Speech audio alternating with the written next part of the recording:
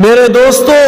اللہ تعالیٰ نے ہمیں یہ زندگی اپنے بندگی کے لیے دی ہے۔ ہمیں چاہیے کہ جیسے دنیا کے کام کاج کے لیے کوشش کرتے ہیں اسی طرح آخرت کے لیے بھی کوشش کر لے۔ آج کی نوجوان لڑکی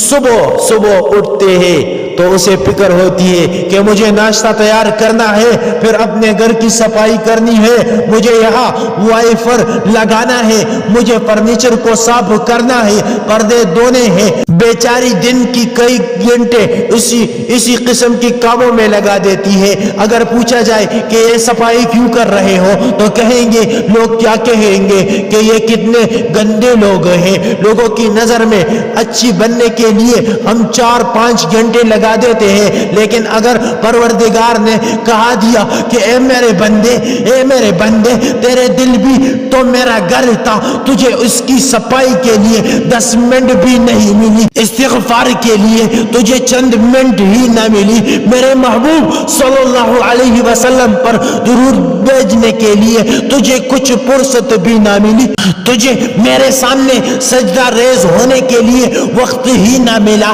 تو بتائے کہ ہم اس وقت اللہ رب العزت کو کیا جواب دیں گے؟